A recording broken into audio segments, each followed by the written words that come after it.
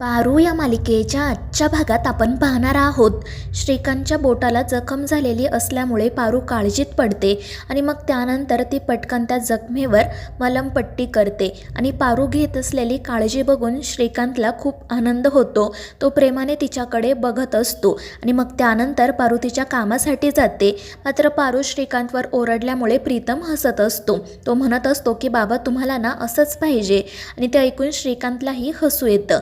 त्यानंतर प्रीतम म्हणू लागतो की बाबा पारू आपल्या सगळ्यांचीच किती काळजी घेते ना आणि सगळं किती आपुलकीने करते. तर श्रीकांत म्हणतो की अगदी खरं आहे आणि त्यावर प्रीतम म्हणतो पण मला कधी कधी भीती वाटते, कारण जर तिचं लग्न झालं तर ती आपल्याला सोडून इथून निघून जाईल. तर श्रीकांत म्हणतो की माझ्या डोक्यात ना एक प्लॅन आहे, पण तो अहिल्याला पटेल की नाही काय माहीत. तर प्रीतम विचारतो नेमकं काय चाललंय तुमच्या डोक्यात, आणि त्यावर मग श्रीकांत त्याला सांगतो की आपण असं करूयात, पारूचं ज्या मुलासोबत लग्न होईल ना त्याला आपण आपल्याच कंपनीत नोकरी देऊ आणि राहायला एक घरसुद्धा, म्हणजे तो आणि पारू आपल्यासोबतच राहतील. तर प्रीतम म्हणतो की काय बाबा, हा विचार तर माझ्यासुद्धा डोक्यात आला, पण हे एकदमच बेसिक आहे. आणि त्यानंतर मग ते दोघेजण काय करता येईल याचा विचार करू लागतात. दुसरीकडे अहिल्या, आदित्य, प्रिया आणि दामिनी एका ऑक्शनसाठी गेलेले असतात आणि तिथेच ती अनुष्कासुद्धा येणार असते.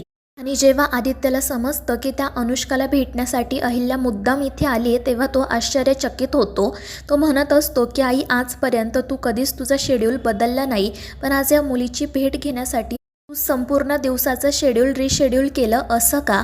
आपण नंतरही तिला भेटलो असतो ना. मात्र अहिल्या म्हणते की नाही आदित्य, मला आजच तिची भेट घेणं गरजेचं होतं आणि म्हणूनच मी इथे आले.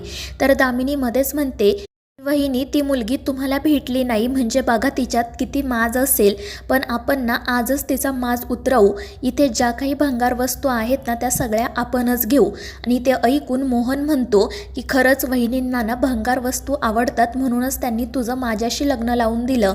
आणि ते ऐकून सगळेजण हसू लागतात. तर दामिनी गप्प बसते आणि मग त्यानंतर ती अनुष्का त्या ठिकाणी येते. सगळेच जण तिच्याकडे बघत असतात, अहिल्या मात्र तिच्याकडे बघत नाही.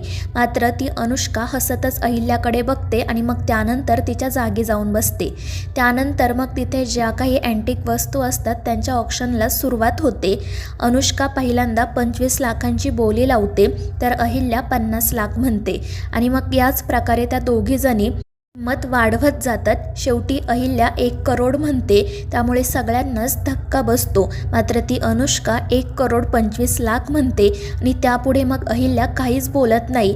आणि मग त्यानंतर ती पेंटिंग अनुष्काच विकत घेते आणि जेव्हा ती स्टेजवर जात असते तेव्हा अहिल्या तिला म्हणते हा सौदा तुला खूप महागात पडला, बिझनेस करताना कुठे थांबायला हवं हे सुद्धा माहीत असायला पाहिजे. आणि मग त्यानंतर ती तेथून जाण्यासाठी निघते. मात्र ती अनुष्का अहिल्याला थांबवते. ती म्हणते की अहिल्या मॅम, तुम्ही प्लीज स्टेजवर या. त्यामुळे मग अहिल्या स्टेजवर जाण्यासाठी निघते. तर अनुष्का तिचा हात पुढे करते, मात्र अहिल्या तिचा हात हातात घेत नाही. त्यानंतर मग अनुष्का म्हणू लागते की या आहेत अहिल्यादेवी किर्लोस्कर, माझ्या आदर्श. आणि मग ती सगळ्यांना सांगू लागते की जेव्हा मी कॉलेजमध्ये होते तेव्हापासून मी अहिल्या मॅमला माझा आदर्श मानत आहे. प्रत्येक मॅगझिनमध्ये छापून येणारे यांचे इंटरव्ह्यू किंवा बातमी किंवा पॉडकास्ट मी काहीच सोडलं नाही. प्रत्येक गोष्ट रिपीटमध्ये बघितली आहे, कारण मला खरंच अहिल्या मॅडमचा प्रवास खूप आवडतो. आणि मग ती अहिल्याविषयीच बोलू लागते. त्यामुळे आदित्य, प्रिया आणि मोहन तर तिच्यावर खूपच खुश होतात. अहिल्या मात्र फक्त तिच्याकडे बघत असते. आणि मग त्यानंतर अनुष्का अहिल्याला असं सांगते मी आत्ता जी काही 1,25,00,000ची बोली लावली ना ते सगळे पैसे कॅन्सरग्रस्त पेशंटच्या उपचारांसाठी जाणार आहेत. त्यामुळे तुम्ही बीडची प्राईज वाढवून माझा फायदाच करून दिला आहे. आणि ते ऐकून अहिल्याला तर खूपच आनंद होतो आणि त्या अनुष्काचं कौतुकसुद्धा वाटतं. मग त्यानंतर अनुष्का ती सगळी रक्कम कॅन्सर पीडितांवर उपचार करणाऱ्या एका संस्थेला देते आणि ते बघून अहिल्या खूप खुश होते. आणि मग त्यानंतर अनुष्का अहिल्याला भेटून तेथून निघून जाते. त्यानंतर मग सगळेजण घरी येतात. दामिनी तिच्या शॉपिंगच्या पिशव्या पारूकडे देते आणि प्रियालासुद्धा तिच्या सगळ्या बॅग्स पारूला द्यायला सांगते. त्यानंतर मग दामिनी श्रीकांतला त्या ऑक्शनमध्ये काय काय घडलं ते सांगत असते. आणि ती हसतच म्हणते की श्रीकांत दादा, तुम्हाला माहिती आहे का, एका मुलीकडून अहिल्या वहिनी हरल्या. आणि ते ऐकून अहिल्या म्हणते की दामिनी, मी हरले नाही, तर त्या मुलीने माझं मन जिंकलं. आणि मग त्यानंतर ती श्रीकांतला अनुष्काबद्दल सांगू लागते. ती म्हणत असते की आज कित्येक दिवसांनी मी अनुष्कासारख्या कॉन्फिडंट मुलीला भेटले आहे. त्या मुलीने खरंच माझं मन जिंकून घेतलंय. म्हणजे तिची चालण्याची, बोलण्याची पद्धत, तिची विचार करण्याची पद्धत, या सगळ्याच गोष्टींनी माझं मन जिंकलं आहे. आणि ते ऐकून श्रीकांतसुद्धा खुश होतो. तर दुसरीकडे पारू दामिनीच्या खोलीत जाते. ती त्या ठिकाणी दामिनीच्या बॅग्स ठेवते आणि त्याच वेळी तिला आदित्य जे काही बोललेला असतो ते पुन्हा आठवू लागतो. आणि मग ती आदित्यचाच विचार करत त्या ठिकाणी थांबते आणि मग तिच्या मंगळसूत्राला डोळ्यांना लावत तेथून बाहेर पडते. त्यानंतर मग ती प्रीतमच्या खोलीत जाते.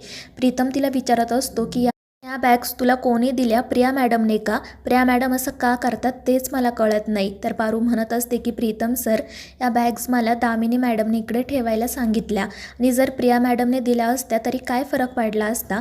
माझं हेच तर काम आहे ना. पण प्रीतम म्हणतो की नाही पारू, तू फक्त या घरात सर्वंट नाही आहे, त्यापेक्षा जास्त आहे. आणि माझी तर जवळची मैत्रीण आहे, त्यामुळे तू अशी कामं केलेली मला नाही आवडणार.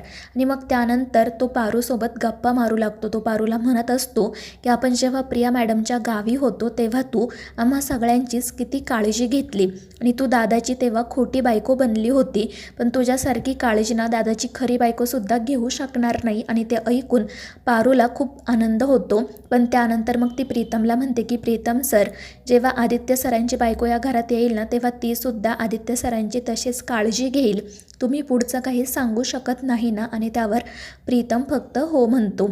तर दुसरीकडे अहिल्या श्रीकांतला त्या अनुष्काविषयीच सांगत असते. तितक्यात मग मोहन आणि आदित्यसुद्धा त्या ठिकाणी येतात. आणि मग त्यानंतर आदित्यसुद्धा अनुष्काविषयीच बोलत राहतो. तोसुद्धा त्या अनुष्कावर खूप इम्प्रेस झालेला असतो आणि तो फक्त तिच्याविषयीच बोलत असतो. आणि ते ऐकून सगळेच जण आश्चर्याने त्याच्याकडे बघत असतात.